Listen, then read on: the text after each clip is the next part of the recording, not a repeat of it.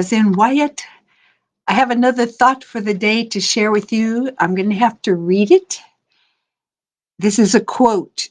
Change will only come about when we become more forgiving, compassionate, loving, and above all, joyful in the knowledge that we can change, as those around us can change too. I'm probably going to mispronounce this person's name. It's called Mayread, Mairead, or maybe it's Myred. I don't know. Last name is McGuire. But I just came from a Zoom meeting, and it's all about change, especially during this pandemic. And of course, that needs to happen on several levels. First, let me just mention something for those of you who are in small businesses or who have lost your jobs or who were already struggling before things shut down. It may be that you have to find a new way of doing things. And a lot of that is going to involve online projects, businesses, or services that people can purchase, pay for online, and take advantage of without having to be in the same room as you.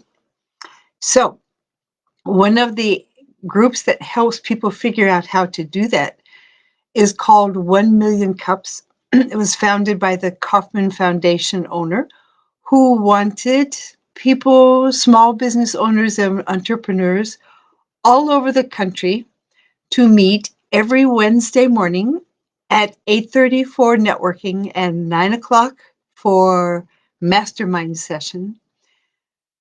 And what happens there is that the person who's chosen to be the presenter spends 2 or 3 minutes simply describing the business and then describing what is the biggest challenge that they can't figure out how to answer.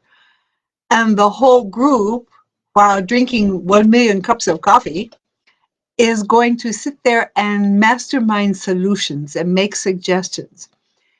You don't have to be an experienced business person to do this. You can be someone who just has an idea and wants to figure out what is its value? Is there a market? How would you sell it? And that kind of thing. So they meet in, the one I usually attend is in Prince William County, Virginia. And they want us to share their sessions online. So probably I will find the video from this morning's session and share it with you. Everyone is completely different. We've had people talking who were people who install floor coverings like rugs and tiles, all the way to super IT people whose language you mostly don't know what are they talking about because they're so technologically advanced and they speak in their jargon, to people selling insurance or trinkets. So it can be anybody of any level of sophistication. All you have to want to do is to get some assistance from people who are very experienced in business. That's just the business aspect. One of the things that I've been doing a lot more of, as some of you may know, is distance healing. I've been putting it under the label of Reiki because Reiki healing is something that people have heard of often. And it's a holistic healing modality now used in hospitals and care centers and that kind of thing.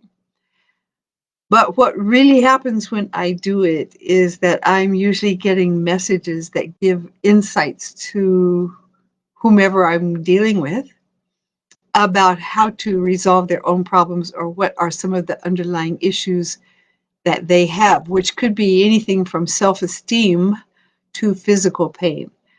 So even though I'm calling it Reiki, in fact, it's really morphing into almost more like readings. I do not consider myself a psychic in that you could not make an appointment with me, and I could promise you that I was going to give you an accurate reading of stuff in your life. But the fact is I do get all kinds of messages and insights and things to share with you. And so far, I've been doing it much more heavily in the last 2 months pretend, and the feedback I'm getting is very much on target, and people are finding it helpful.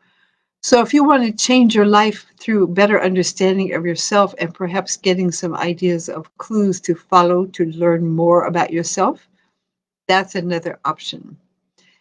Of course, many of us who were not technologically sophisticated before have to at least learn the basics of platforms like Zoom and start meeting.